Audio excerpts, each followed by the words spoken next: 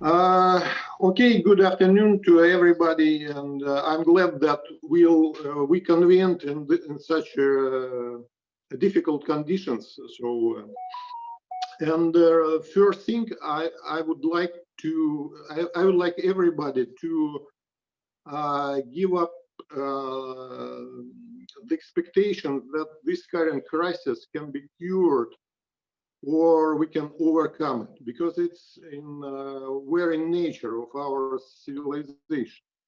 So infections and mass diseases are common thing throughout the history of the mankind. So I can refer to prize-winning book of Jared Diamond, Guns, Germs, and Steel. So he gave bright examples of how civilizations got destroyed and lost because of epidemics. Uh, so we don't know what would be in Europe if there's no plague in the Middle Ages. And we don't know what would be in Americas if Europeans won't bring diseases which kill the local population on a mass scale. So epidemics and germs are constant satellites of mankind throughout the history. And in the last decades, people, because of the certain successes in sanitation, people decided that they've got a false sense of safety in the area of mass diseases. But did situation become better or worse than in previous epochs? I would say it got much worse because one huge and simple thing, it's globalization. So 100 years ago or 500 years ago, mass disease might destroy a local community or regional civilization. And now, because of the global contacts, the mass diseases can destroy the whole humanity. So, in fact, we transformed our planet into a huge petri dish. So air passengers per year in passenger traffic per year increased from 1960 to 1980 tenfold. In next 20 years, it's increased 6 times, and it's again doubled before the year 2019. So we have 4.5 billion people traveling each year. So it means that we transfer germs globally, and this is a huge danger. And I don't believe that it's last pandemics. I might say that it may be the first one in the series. So we believe too much into benefits of globalization, but globalization brings imminent risk with that. And countries became dependent on the trade, on the exchange of goods and services. So from 1950 to year 2000, the world trade has grown 20 times. Exports now is about 1/3 of all output. World export of goods and services roughly equals to the US GDP. And in fact, and it can grow endlessly. So we come into the limits of growth. And the Club of Rome predicted that 50 years ago. And now we started to see it's starting to materialize. So, and the problem started before the pandemic. So in 2008, starting from 2008, the world trade growth became starting lowering down. In the year 2019, it was the lowest GDP growth rate in 10 years. And in the year 2020, world trade already down 3.5% in the first quarter. And World Trade Organization predicts 13 to 32% drop in the world trade by the year end. And we don't know what will be here in the year end. So many people hope that the pandemic starts to subside after the first wave. But now we are seeing the second wave is growing, and the economic projections definitely will be corrected and not for the better. So right now, the IMF projections for the world output is down 5% in this year. In Eurozone, it's minus 10%.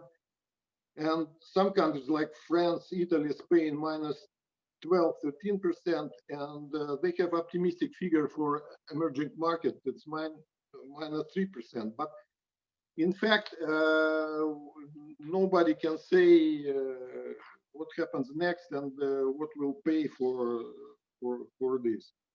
And we see also increased burden on financial systems. So it's additional spending, loans, guarantees, and if we sum this up as a percent of GDP, we'll see that this level of support from the governments vary from 3% in Russia, 5% in China, to 15% in the USA, 35% in Japan, and 40% in Germany. So increasing share of economy is repairing of loss. So what to do? So what shall we do in this current circumstances? I think it's time to decide which sectors of economy will survive and which will not, because it makes no sense spending billions of dollars and national revenue to supporting industries which are about to die. So we could see that international tourism, international trade are going down. So it means that the sectors serving these areas, they suffered the most. And I think it's time to look for protection of local markets. So in many sense, we need to go in reverse course to what was done in the previous several decades. So we need to look for our local things to make it more sustainable at home. And so monetary systems shall be protected from excess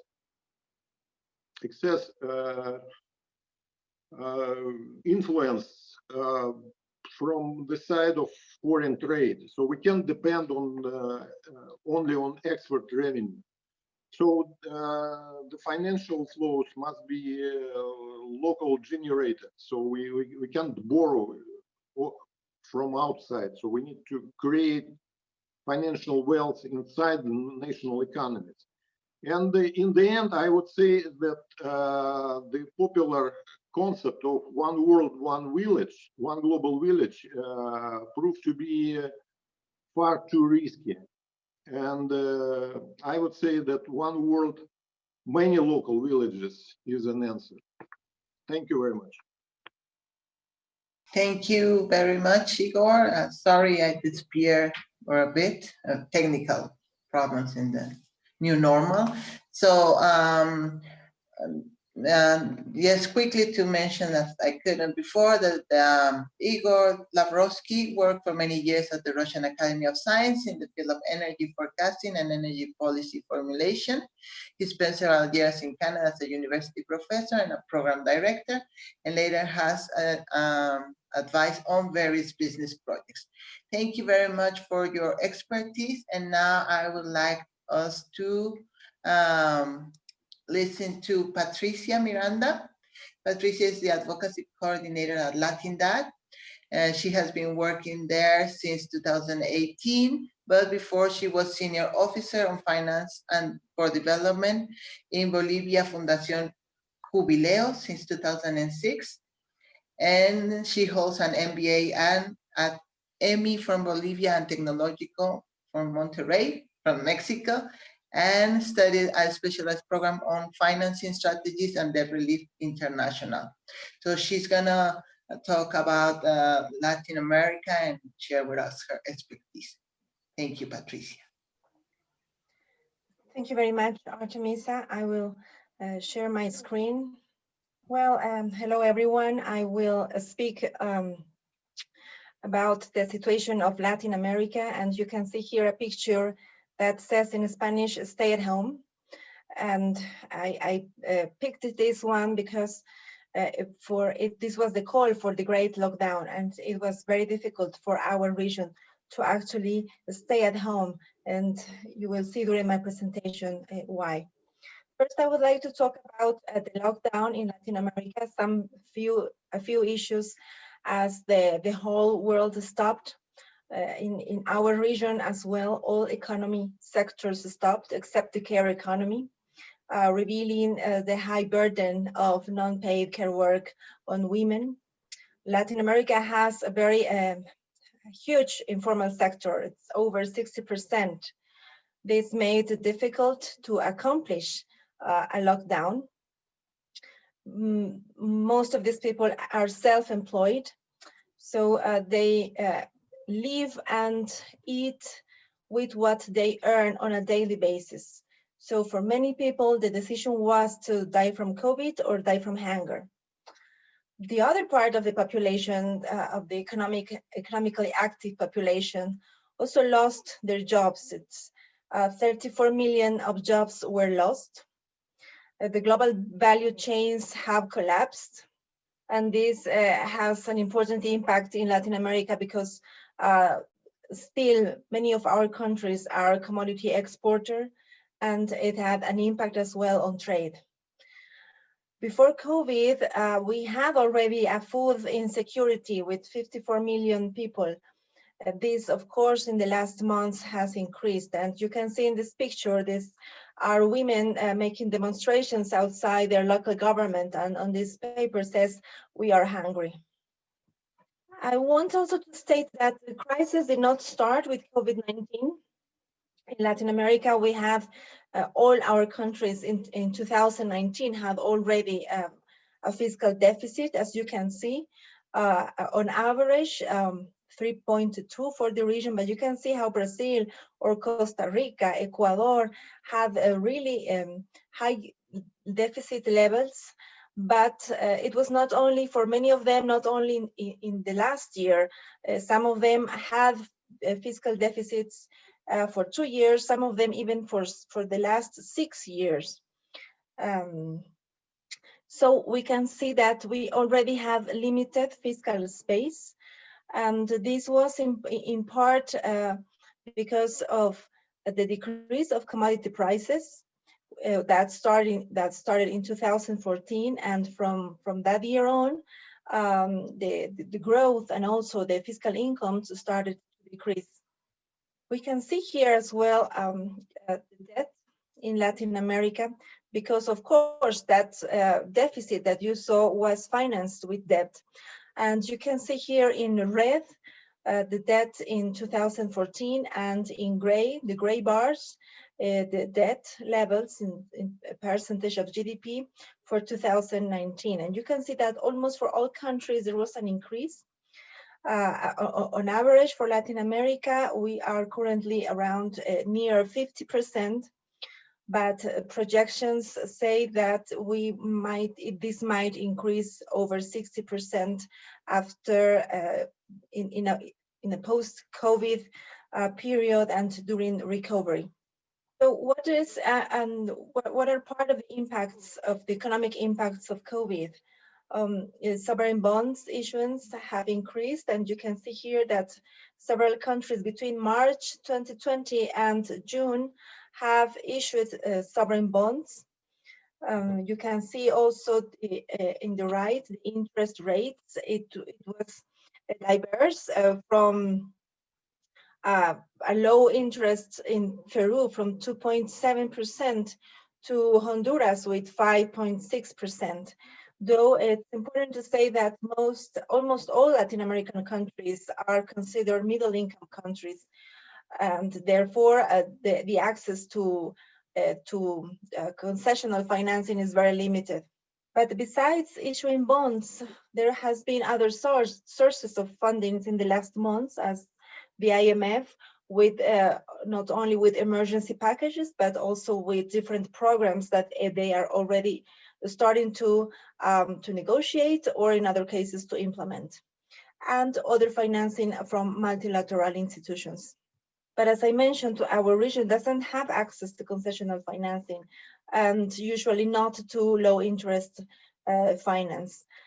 This measure, or this option, as the main one to face the crisis, not only the pandemic but the multiple crises, will of course increase the burden of debt service for the next years.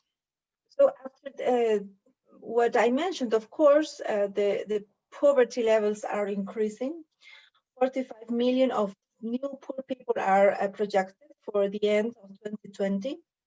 And you can see here in blue the GDP per capita and how it started to decrease.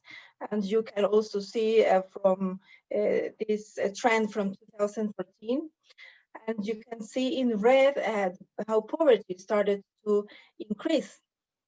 The projection for 2020 is that both ratios will get worse and worse. And inequalities as well, due to the pandemic, the projections and calculations show that and you know that Latin America is still the most unequal region in the world. We can see here that there will be an increase of inequality between 1% to more than 6%. The countries that are foreseen to have a major impact are Peru, Ecuador, Argentina, Mexico, El Salvador, Chile, Brazil.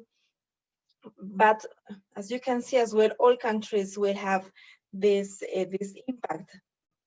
There will be a serious economic contraction, will be among the highest if we compare between regions, and it will be of 9.1% in 2020. You can see here a contraction for all countries in the region, some with more impacts, as Argentina with -10, or Venezuela with -26, and we can see also Peru with -13. So this is really a very worrying scenario that we have for not only until the end of 2020, but also for the next years. You can see here also that there is a fall on tax revenues, on average of 30% for 12 countries in Latin America that we have in this chart. It's a monthly tax revenue collection data from 2019 and 2020, and you can see here that the main taxes are already decreasing, especially from March, April, and May. And besides this, which is our national tax collection, we have also illicit financial flows that on average for Latin America is 6%. And there are some projections that this is going to increase, not only for Latin America, but for all regions and the whole world. So what measures can be taken at national, but also at regional levels? What is waiting for Latin America under this context? The IMF and United Nations have mentioned that Latin America will have another lost decade as we have in the 80s in our last debt crisis. Some other organizations are projecting that we will go backwards for 3 decades. Latin America will have a U-shaped recovery, not a V recovery, a V-shaped recovery as China, for instance, but will have a U-shaped recovery, which will be a very long U, a slow and therefore a painful recovery. As you have seen in some of the data I showed you, no, we not only be more complex and to achieve the Agenda 2030 or the Sustainable Development Goals, we are going already backwards on the achievements that we had on the MDGs, the Millennium Development Goals. Then we will have a new debt wave with a scarce benefit for our countries from the different stimulus or emergency packages or programs. Latin America, as a region with middle-income countries, is currently benefiting very little of these packages from different institutions and from the G20 itself. So what do we need as a region? We need a basic income in our countries so we can allow people to, for some months or at least 1 year, not to have the necessity to go out to search for a job to earn their daily bread. We need food security. We definitely need to improve our healthcare investment towards universal health system coverage. And we saw when several of our countries were in the peak of the pandemic, we had really a tough situation. We have dead bodies on the streets. When the epicenter of the pandemic arrived to Latin America, this was one of the most hit regions. We need social protection, and we need to guarantee social protection from all the initiatives of financing that we can achieve. We need to guarantee the sustainability of life and climate. We also need regional integration. As I mentioned, a regional value change that we can do within our countries, and a sustainable and resilient trade system to strengthen this between our countries. And definitely, and very important, is that we need liquidity. All of our countries, as you saw, we have a very limited fiscal space. We need liquidity in the short term. And we need to tackle as well solvency problems for the middle and long term. So how does this relate with G20 policies and what G20 would need to do? Well, we need to take global. Yes, I mean the last one. G20 need to take global measures and not excluding middle-income countries in those measures. We need a debt service cancellation, not only suspension as currently, but we need an initiative which is expanded and extended. We need the debt restructuring process, which is comprehensive and binding for all creditors. It's not working to say it's voluntary.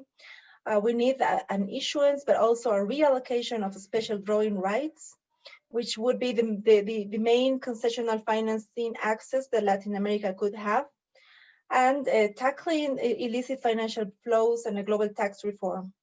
But what G20 shouldn't do is to promote a new wave of debt with the current policies, to keep the lower ambition policies that we are seeing so far, and to be careful for not taking measures, short-term measures now that we know beforehand will have negative impacts in the long term.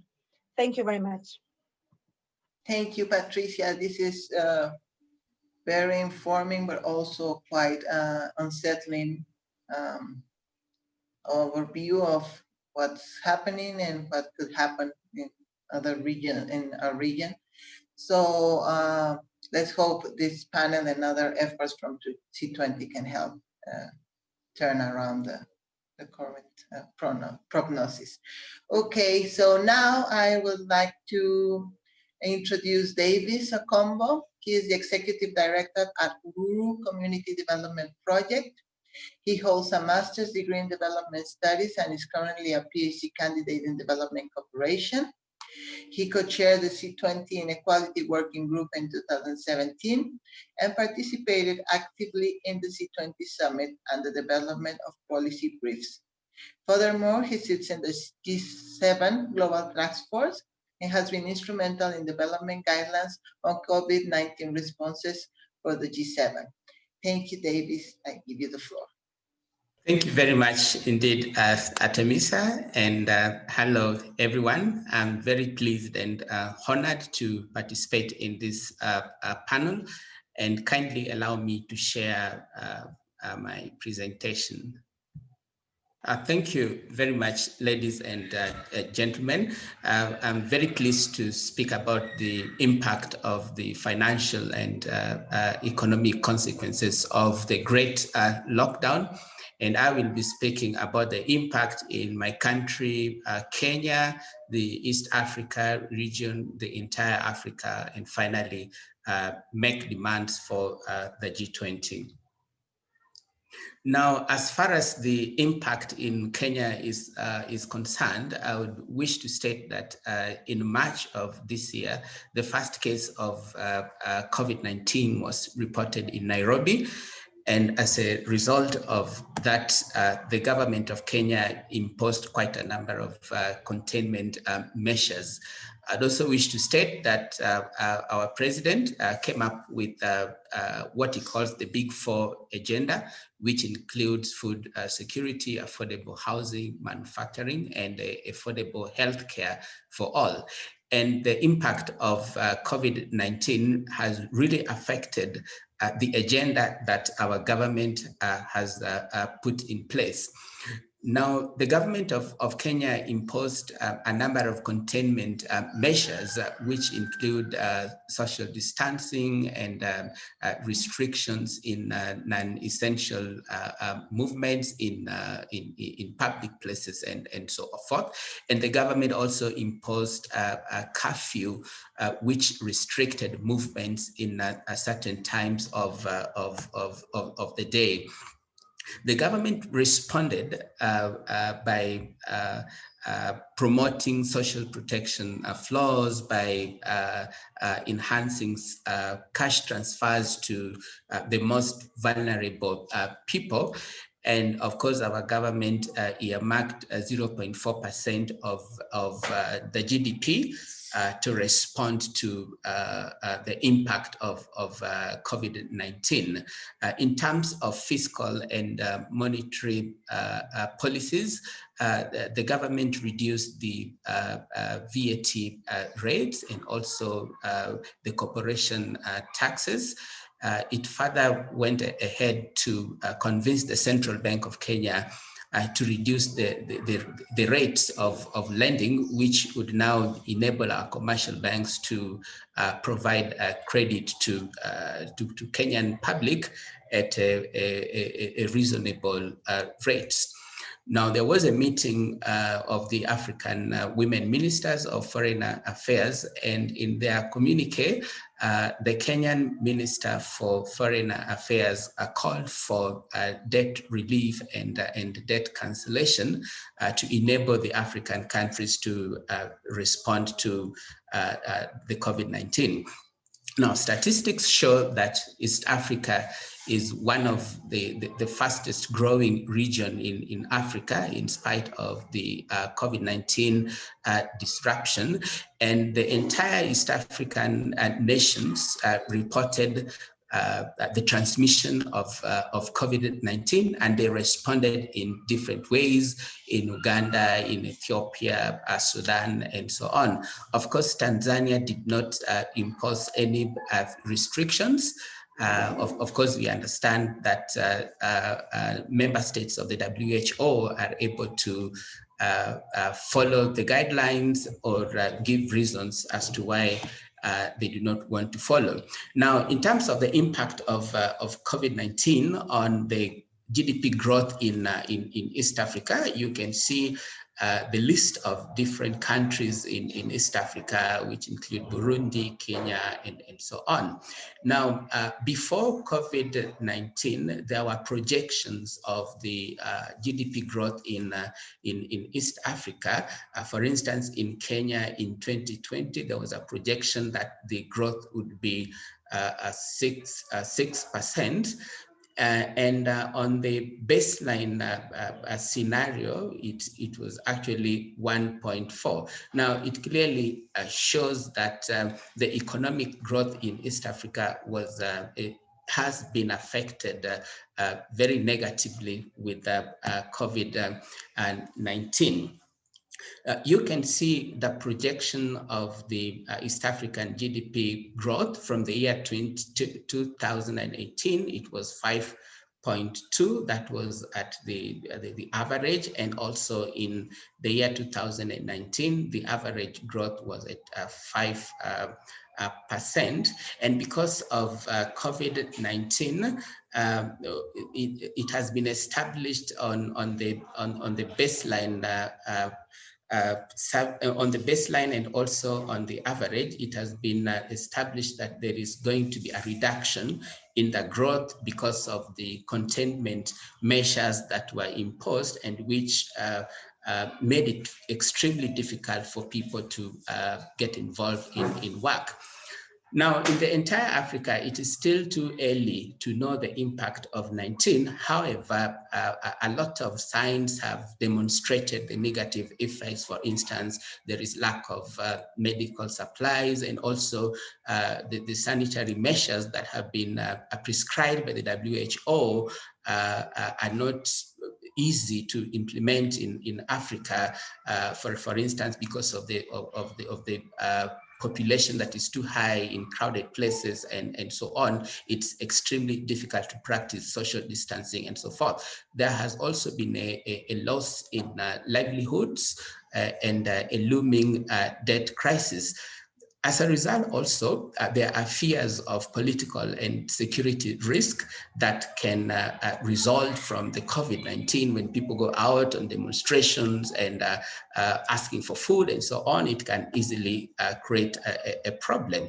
Now, the World Bank has warned that COVID-19 is pushing Africa into a recession for the first time in 25 years. So we have fears that the impact of COVID-19 is likely to lead Africa into recession, and I think the world has to stand up and stand up with Africa. Now, as far as the impact is concerned, again on the African economy, there has been a collapse of tourism and air transport, because most African countries decided to close their borders and restrict international travel as a way of curtailing the transmission of the virus.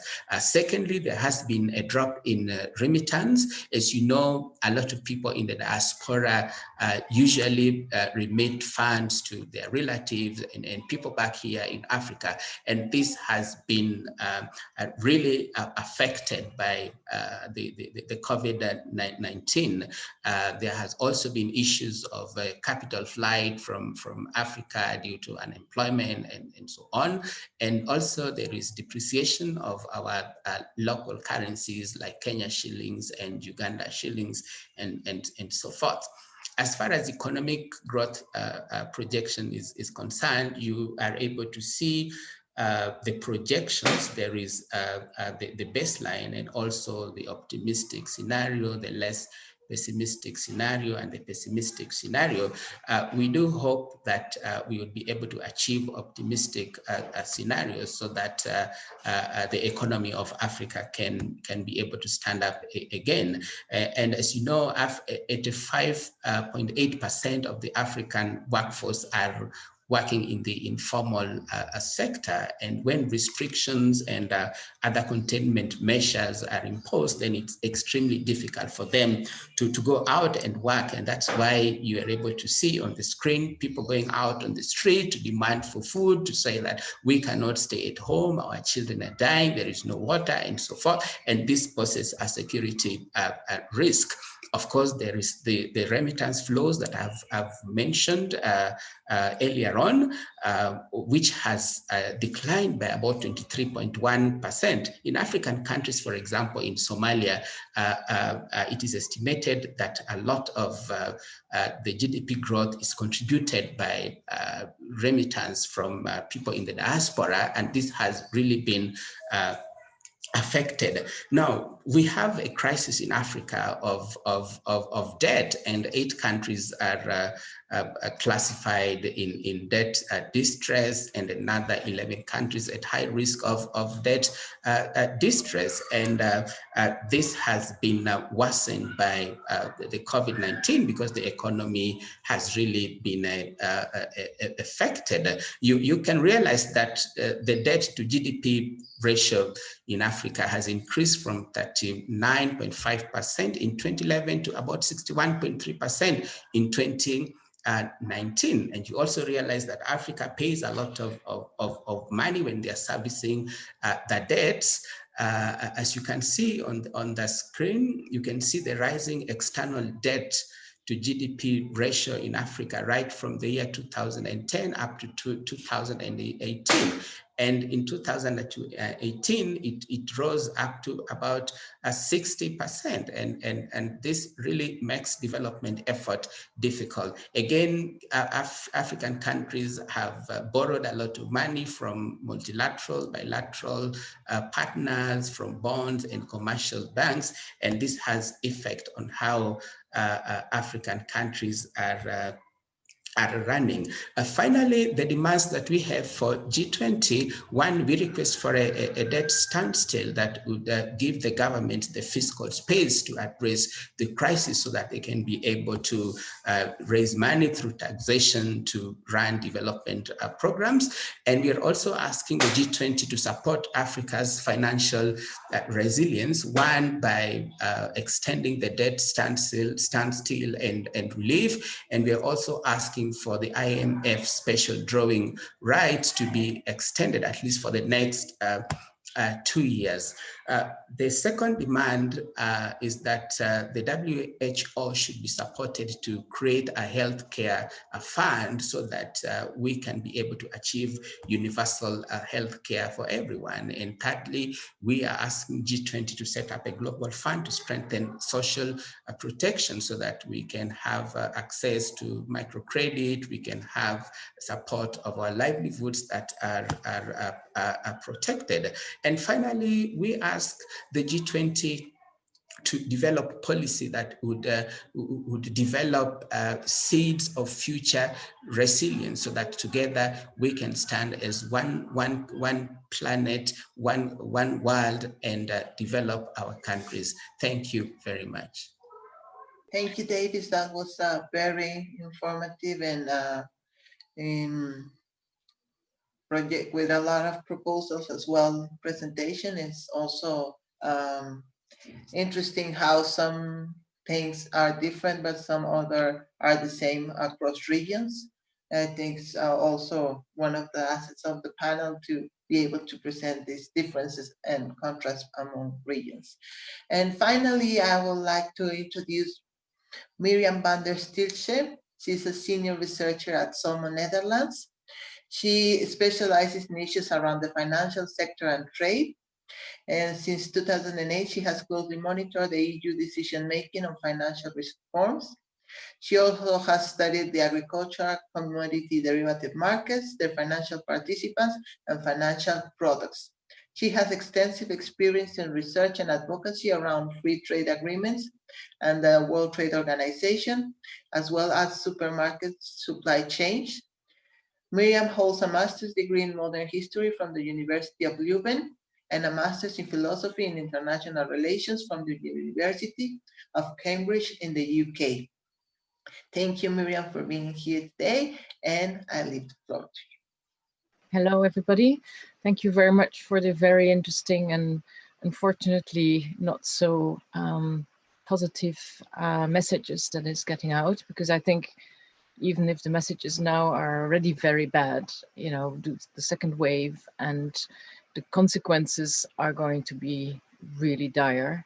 when it comes to what will happen in the following years. I didn't want to focus too much in my talk about the figures that we now know, but I also wanted to focus on what is happening in the financial markets, in the financial sector, in the financial system, because that's also something that the G20 is, and actually originally was dealing with. And I think they have lost a bit their kind of, what to say, stamina to really deal with the financial problems. I do want to say something about Europe. I mean, yes, if you look at the figures, they're already there. You know, the GDP, the growth is going down, the European Union -7, the whole of Europe 6.5. Unemployment, of course, is also on the rise. It was 7.5% already in August 2020, so it's going up very much. And that means also we have to look at, you know, how is Europe being structured? Europe is dominantly a service sector, but also, you know, it's 99% actually still SMEs, small and medium-sized enterprises, and a lot of kind of independent entrepreneurs, etc. While actually, if you look at the financial and economic structure and the policies are very much kind of geared towards large companies and international trade and so on.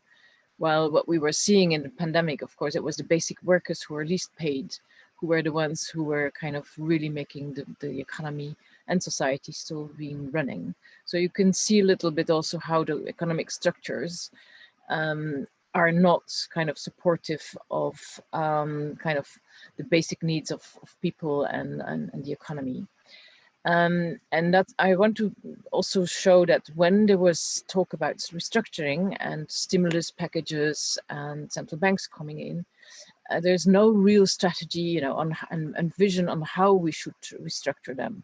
You know, we had bailouts without conditions, even airlines being bailed out without conditions.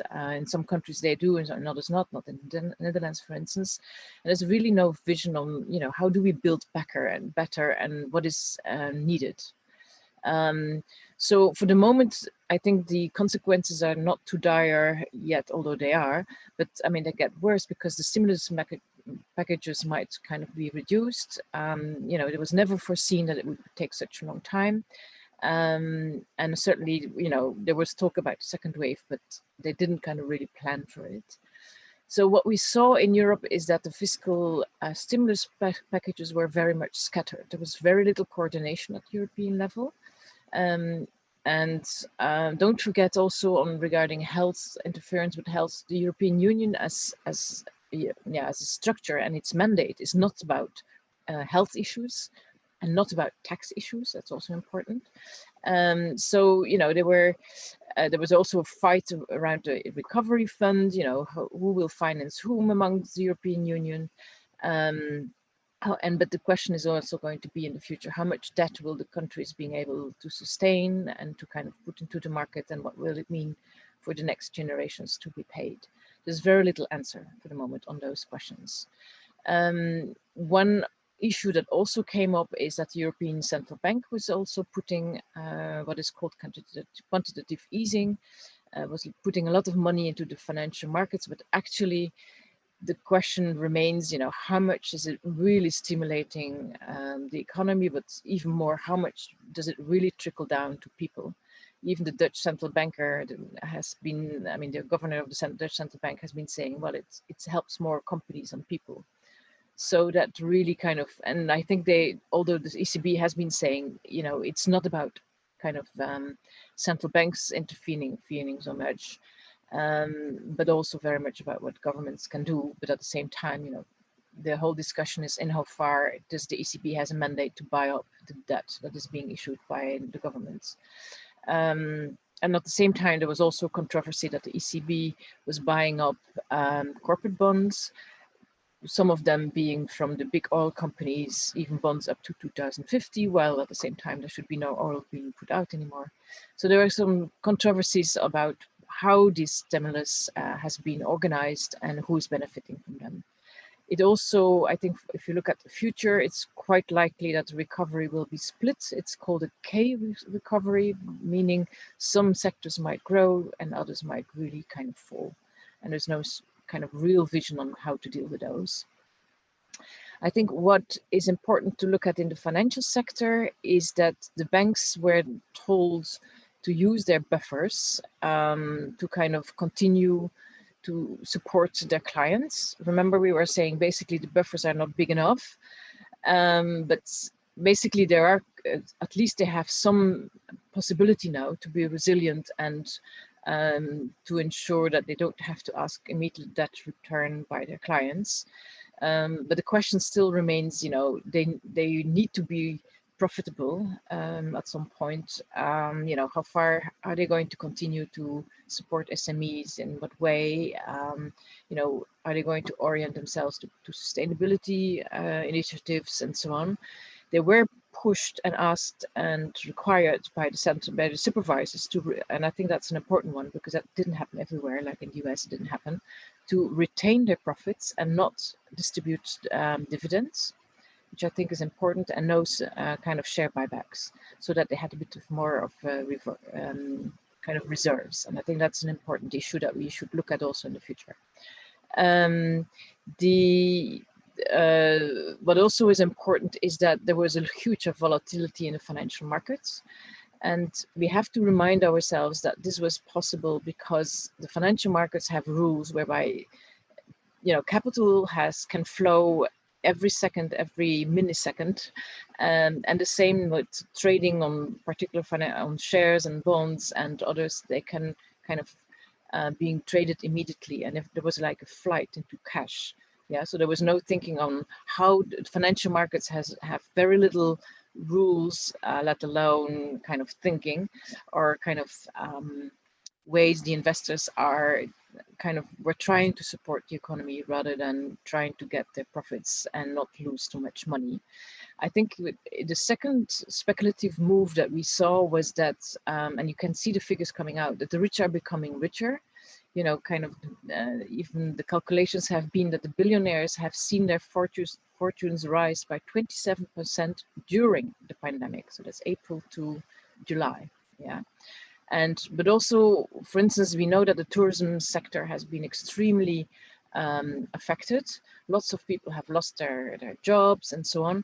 But at the same time, the hedge funds have been able to speculate against the fact that the shares of the companies in the tourism sector were going down, and they were able to what they call short. That means speculate against downing prices, and they were able to gain $1 billion.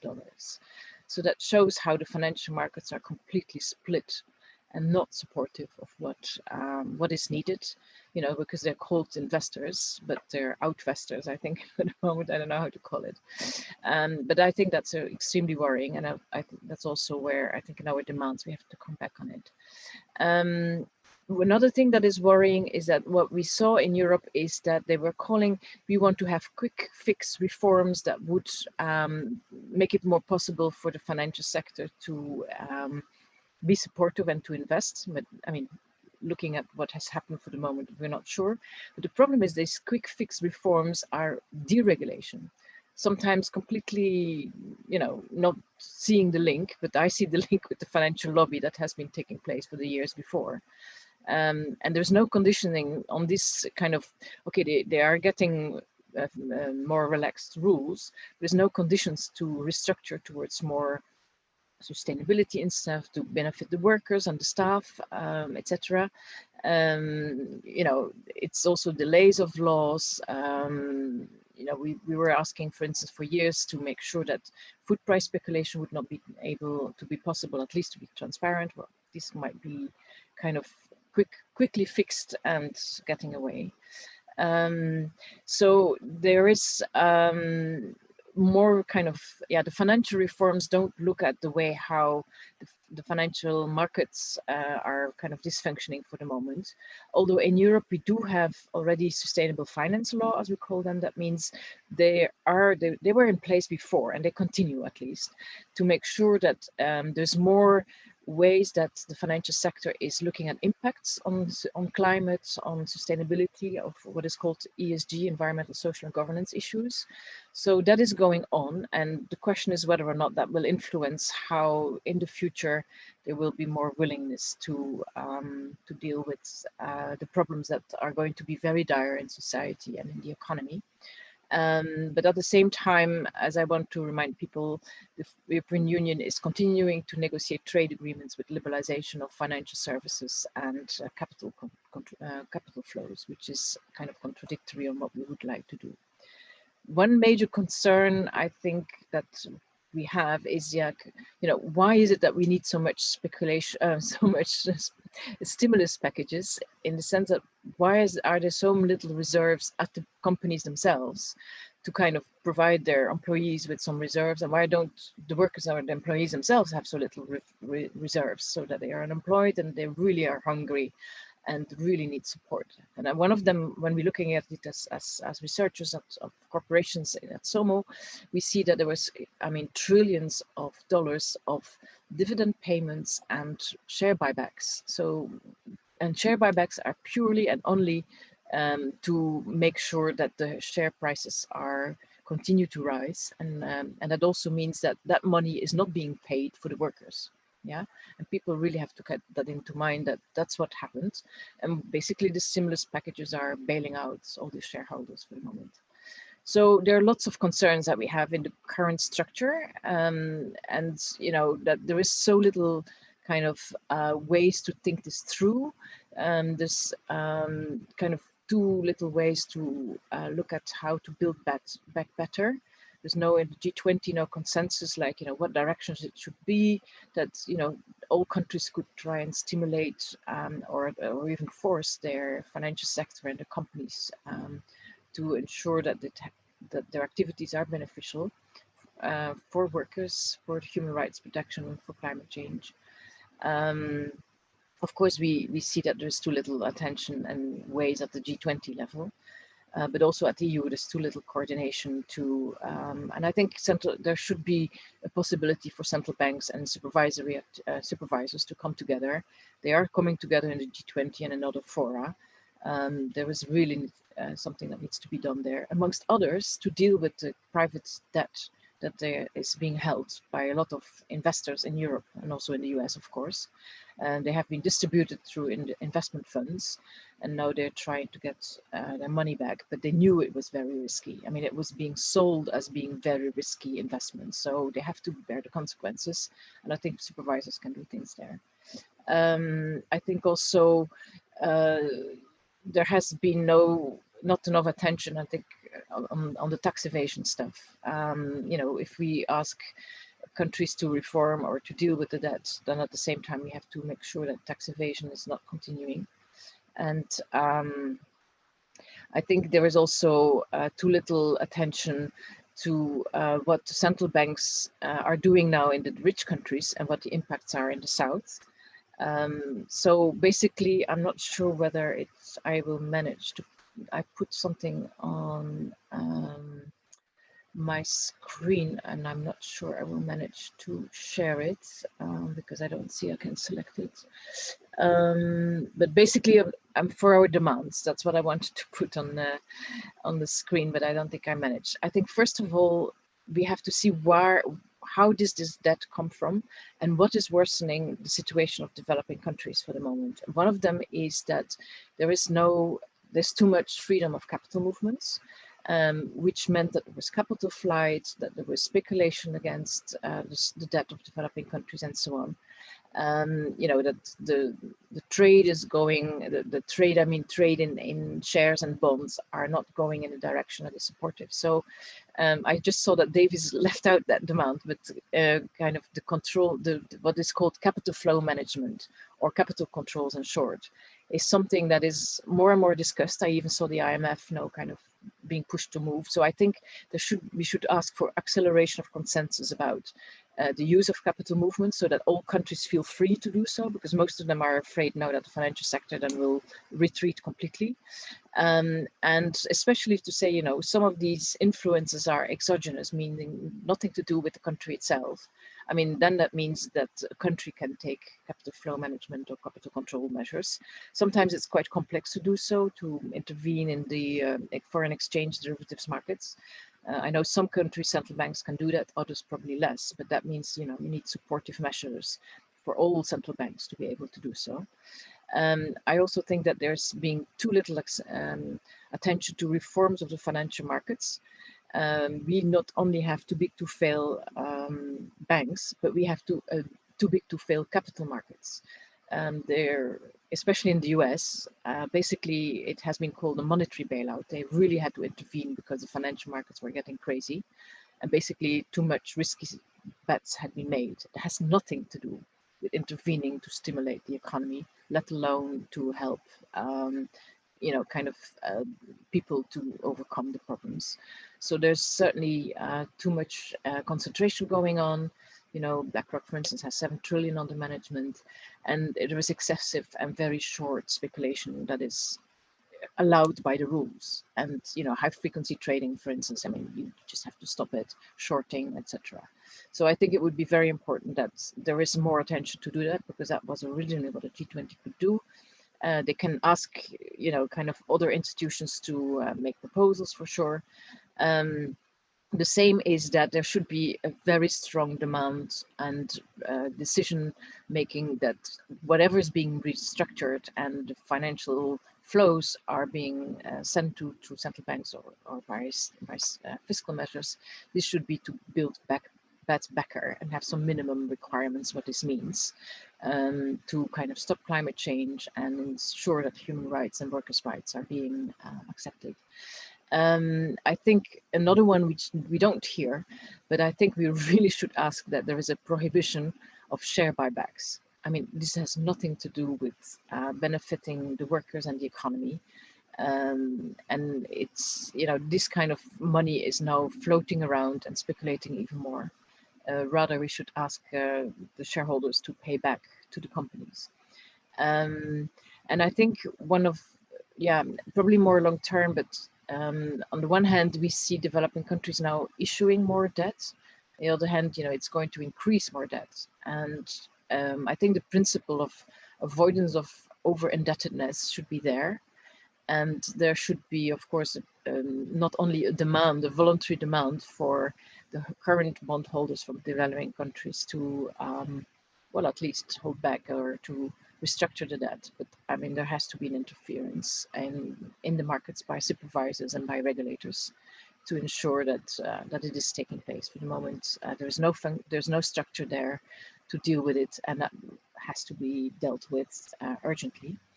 And finally, the reason why there is no such restructuring demand in a mandatory way is because the G20 ministers of finance have been dealing and speaking a lot with the business 20 and the financial sector. And I don't know if you've seen it, but the Institute of International Finance is sitting with the ministers of finance to deal with the private debt, while the stakeholders, developing countries, we as citizens are not there.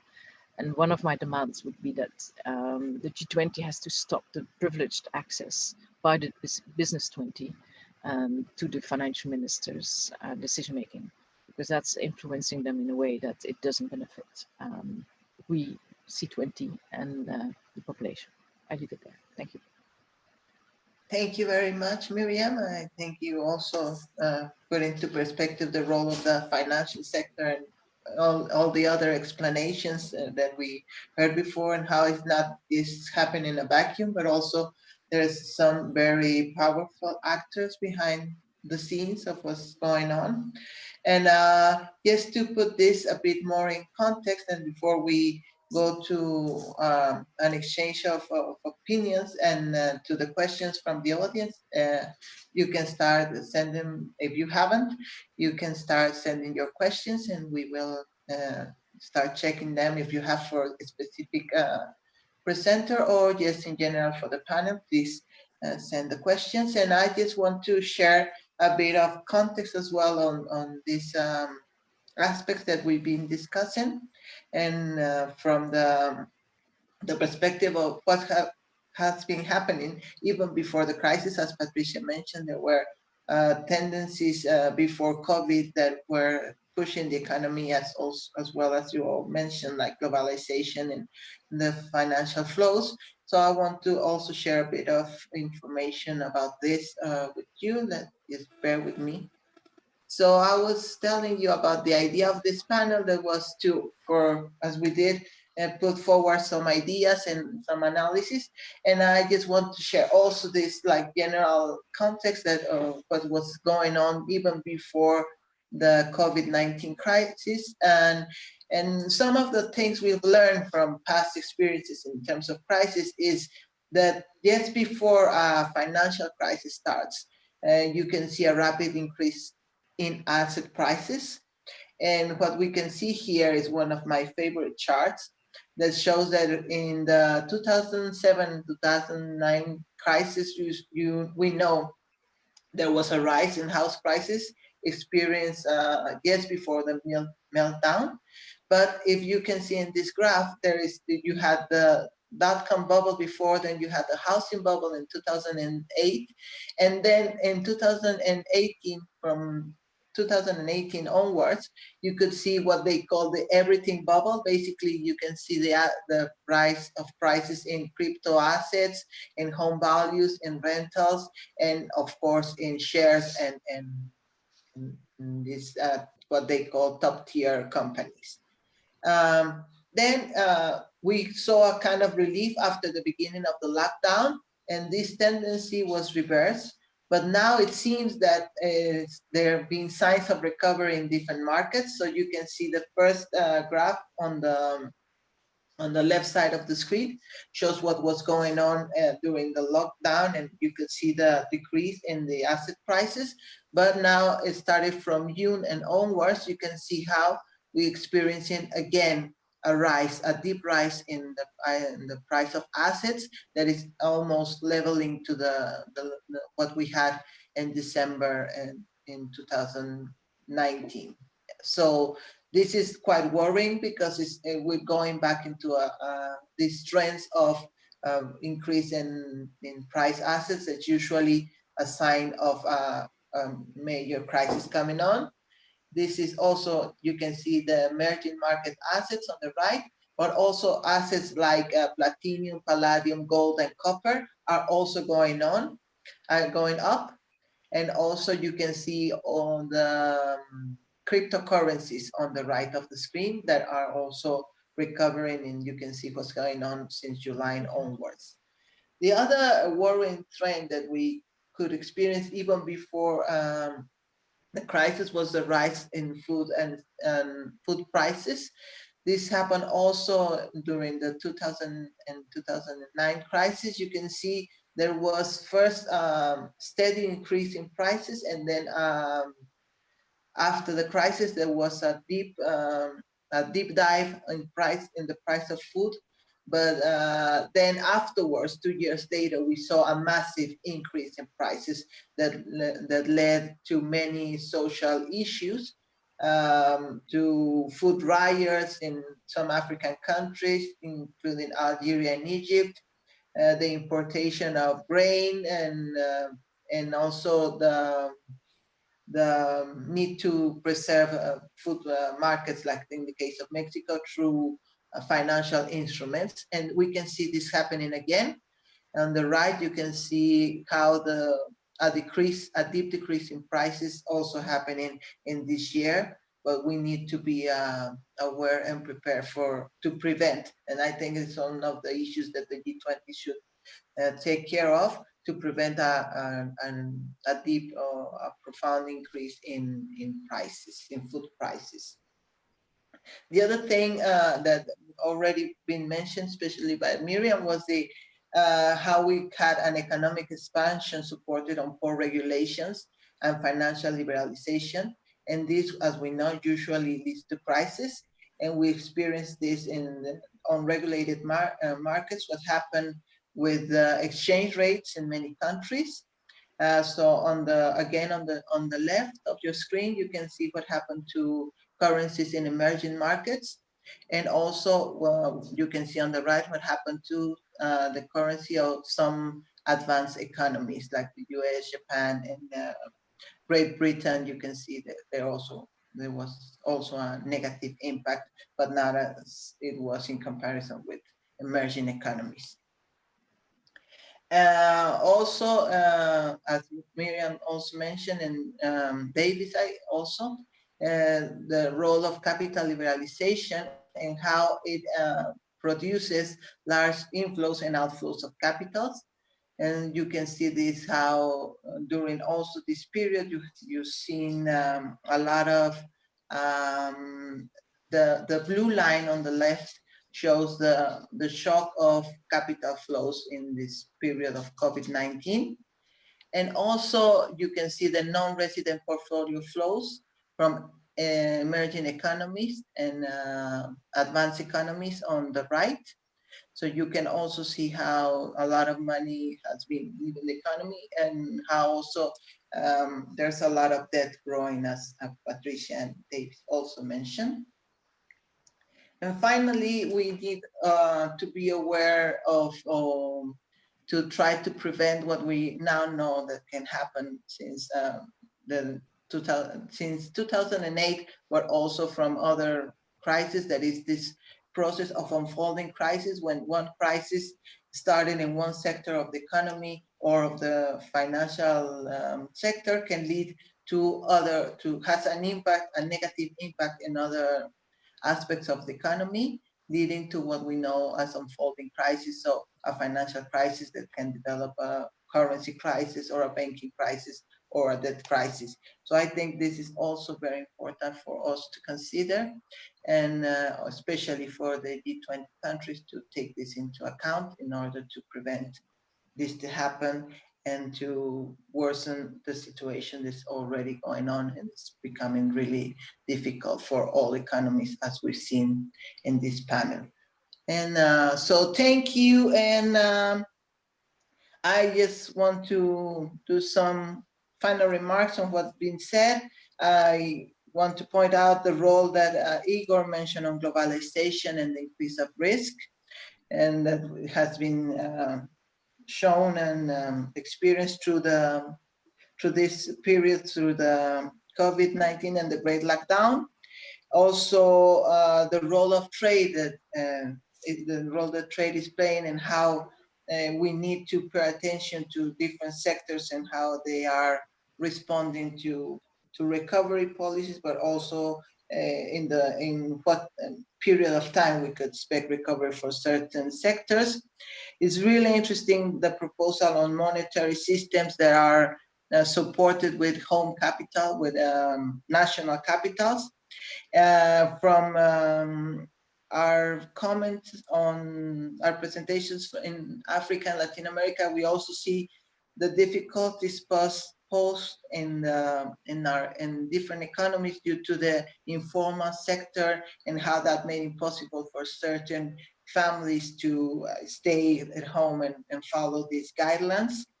And I think there's very interesting proposals in terms of the programs that were proposed in Africa. They were very comprehensive. I think that's the difference probably with the region in Latin America, that we haven't seen this yet. And also, of course, the call for a debt standstill. It's really debt relief and debt standstill, but also really important to point out what we don't want to see. There's no more deregulation. In fact, if it's possible to have a bit more regulation, no more debt as a solution, as a program solution for these issues. And I really like this phrase from Davis: we need to sow seeds of future resilience. So I see some questions coming in already, and they are in the chat, so let's check them out. Okay, my question from Germany says, how can we highlight or not forget the very difficult situation of children, especially vulnerable children in this general context of financial and economic crisis? Are there adequate measures, let's say, in Africa to support children's rights in that crisis or special needs? The G20 needs to see how about the situation of children. This is a question from Jonas. So there's someone, okay, this is the first question. And we have 10 minutes or so. So if someone wants to talk about the situation of children and this specific context. I don't know, Davis maybe, as the also. Thank you very much indeed, Artemisa, and thank you, Jonas, for your question. I think it is important to note that children in Africa have really been affected by COVID-19 because it has disrupted some of the gains that were made in primary healthcare, which include immunization, for example, that is now not given a priority because the governments are focusing the money that they have on combating COVID-19. Secondly, because of lockdown, many children have been in their houses, and in particular in Kenya since March, the schools have been closed close to about 6 months now, and they're going back to school on Monday. And as a result of that, there has been an increase of teenage girls who are in the age of 16 years who have become pregnant because they live in informal settlements and they are exposed to all manner of sexual abuse. Therefore, in summary, I think it is important for G20 as we think about the response to COVID-19 to also focus on the vulnerable children in Africa and support the efforts of, for example, UNICEF in working to improve the situation of children in Africa. Thank you very much. Thank you, Davis. So let's see if we can receive more questions, but I think we can also use this time as we have 10 minutes for some final remarks from our presenters, some comments on whatever you think will be interesting to close with. So let's start with the same order, and let's say we have 1 minute each because time is a tyrant in this setting. So Igor, please. Okay, thank you. It was a very interesting and informative session, and I see that we were more or less common in many important things. So, in fact, we all are very far from neoliberal model. What say Patricia is telling about it's sort of a regulated economy, and so we need more society intervention into how economy works. It's concerning the financial sector and international money flows and international trade, sanitary regulations, and many other things. So I want to say that we know very little about coronavirus. So we don't know how many people will finally get infected before the pandemic starts slowing down. Second thing, we don't know the long-term repercussions on the health of people who were infected by coronavirus. We don't know what will be consequences. Third thing, we don't know is this the last pandemics or the first or one in a row, or what to do with that. So I think immediate result of this crisis is that all the sanitary requirements for goods crossing the borders and people crossing the borders must be made more strict. So it's more medical oriented, not commerce oriented, but more sanitary and protection oriented. So we don't need to transfer infection. So we'll better transfer technology, culture, many other things, but not infection. Thank you very much. Thank you, Igor. Patricia, please. Thank you, Artemisa. Well, I would say that the G20 is short on the current policies that are being taken to address the magnitude of this crisis. I would say also that the G20 should involve and formally ask the private sector to be part of debt service cancellation and part of a debt restructuring process. The G20 can build the mechanism to include the private sector and to ask formally to this. In addition, the G20, as it happened since its creation, G20's decisions can affect, and policies can affect the whole world. So this is the G20's chance to actually demonstrate that the G20 really does not want to leave anyone behind. Thank you. Thank you, Patricia. Davis, please. Thank you very much, Artemisa. I think I have to recognize that this session has been really great, and we have learned a lot from each other, from Latin America, Europe, and Africa, and this is very, very impressive. I think I've noted that we have a common problem, and we need a common solution to what the pandemic that has impacted on the world.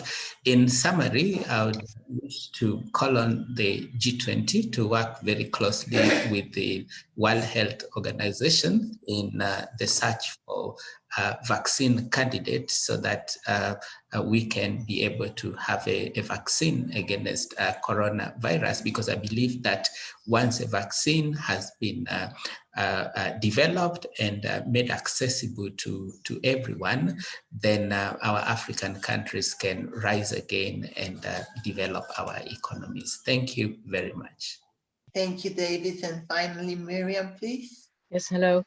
Yes, I think it was very good to hear what was happening in the different regions, and you know, the major problems and proposals that we have. I would say that our message would also be, you know, there's a huge amount of money. It's not a lack of money. It's just sitting in the wrong place, and it's not being used to really kind of build back better. So I would say that for the G20, they really have to think that to deal with this problem, we absolutely also need to reform the financial sector much further. You know, I followed the negotiations and the reforms after 2008. They were stuck halfway, and now we're feeling the consequences. So that really needs to, you know, they need to take that up. And I would say they don't have to decide themselves, because they're a closed club, basically. But also they can put it back to the Basel Committee, to EASCO, and also make sure that the stakeholders that are involved in these kind of ideas, reforms, and so on, are much broader than they are now. There's such a privileged access of the financial sector, so that a lot of kind of real reforms are not taking place. So yeah, and that includes how to deal with the commercial debt that is being in the hands of, I would say, northern investors, but it's a southern debt that really needs to be dealt with. And a vision that climate change is happening. There's a huge amount of inequality and poverty. That is what needs to be linked with the financial reforms. I leave it there. Thank you, Miriam. And indeed, the G20 was created with a financial mandate in a crisis prevention, and paying attention to crisis and crisis triggers, and it's falling short, as Patricia mentioned. I cannot thank you all enough for participating in this panel. It was really educating, not just, I guess, not for me, but also for our audience. Thank you for everyone that followed the panel. Thank you to the C20, to the committee, the organizing committee, to our supporting IT team that's been doing a great job during the session. And also thank you to the C20 Secretariat. We hope that we have the chance to put forward all our proposals, not just, but also to follow through with our governments. As you know, we can follow through with our different governments to make sure that some of these things at least are put on the table. Thank you again. And it was really, really nice seeing you in this virtual setting. Hopefully we can meet in person soon. Stay safe and keep the fight. You, Artemisa. Good to see you all. Thanks. See you all next time, hopefully. Thank you.